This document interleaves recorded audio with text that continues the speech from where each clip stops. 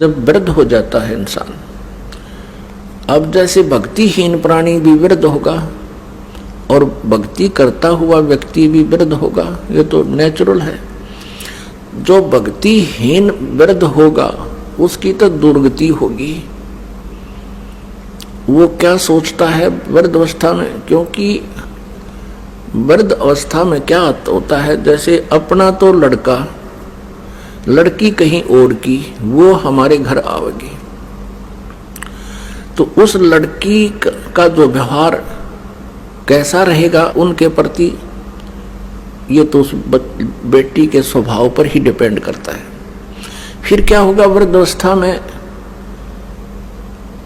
कुछ कहा सुनी अवश्य हो जाती है, कभी बच्चा भी बोल देता है, कभी पुत्र वधू भी कह देती है। तो फिर क्या याद आते हैं भक्तिहीन प्राणी के उस माता और पिता को, एकांत में बैठकर रोते हैं कि देखो हमने इनको ऐसे पाला पोसा, इनकी कितनी हमने सेवा की है, और देखो कितनी मेहनत से इनको पाला, आज हमें क्या सुनने को मिल रहे हैं। वृद्धावस्था में क्या होता है कि बूढ़ा आदमी अपने अनुभव को अपने बच्चों को बताने की चेष्टा करता है और वो कोशिश करता है कि बालक मैं कहूँ ऐसे ही करें, लेकिन उस वृद्ध की अवस्था में और बच्चे जब जवान होते हैं तब तक बहुत समय बीत चुका होता है। तो बच्चे अपने समय के अनुसार बाहर के समाज को देखते हुए अपने कर्म क्रियाओं को करते हैं, जो उस बुजुर्ग को पिता को गंवारा नहीं होते, जिस कारण से वो बात बात पे उन्हें टोका टाकी रखे। नो कहेगा तुम तो नाश करोगे, तुम ऐसा करते हो, हम तो ऐसा करते थे, हम कभी ऐसा नहीं करते थे। शुरू में हमने देखा कोई गांव में ये टूथपेस्ट ले आता, तो उसको टूथपेस्ट कौन लाता, जो नौकरी वाला हो या कोई बाहर शहर में रह रहा हो, तो उसके बारे में बातें बनाया करते, देख नाश करेगा, ये तो पता नहीं क्या बन गया। तो इस तरह की हमारी जो नेचुरल सोच होती है, इस तरह की सोच बनी ही रहती है।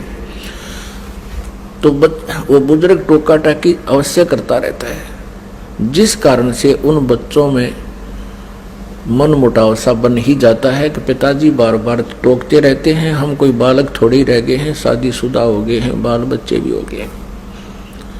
तो इस तरह का जो माहौल बिगड़ता है, वो भक्तिहीन प्राणी, ज्ञानहीन बूढ़ा वृद्ध या जो है ना एक नारी खराबी करा करे, एक विशेष अशांति का कारण बनता है।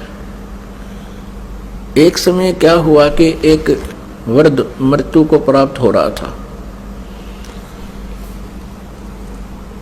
और उसकी जुबान बंद होगी। उसके बच्चे निकट आए, क्या हो गया पिताजी को। पिताजी कुछ ऐसे संकेत कर रहा था, ना हाथ हिल रहे थे ना जीभ उठ रही थी, ऐसे संकेत कर रहा था। अब उन्होंने सोची कि पिताजी कुछ बताना चाहते हैं।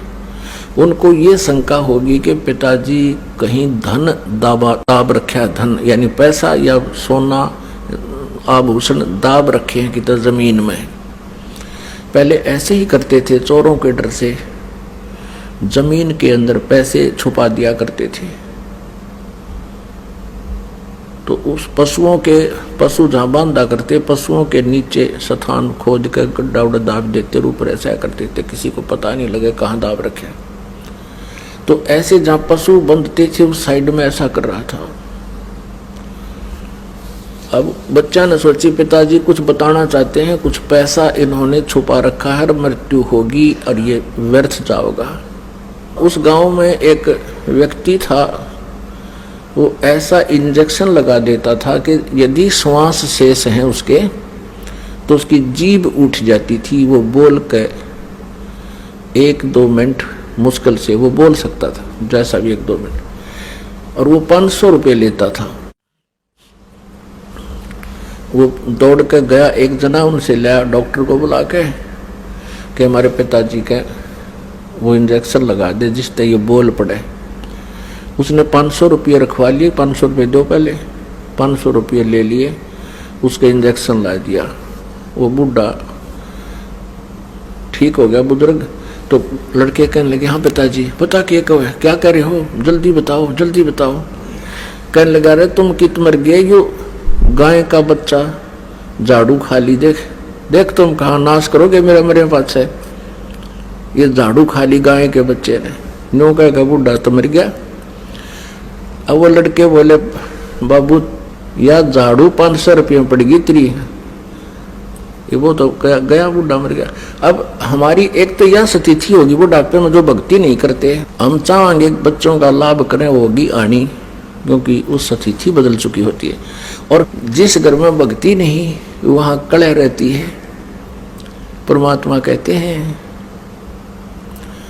मतलब के बिना कोई नहीं प्यारा, स्वार्थ के बिना कोई नहीं प्यारा।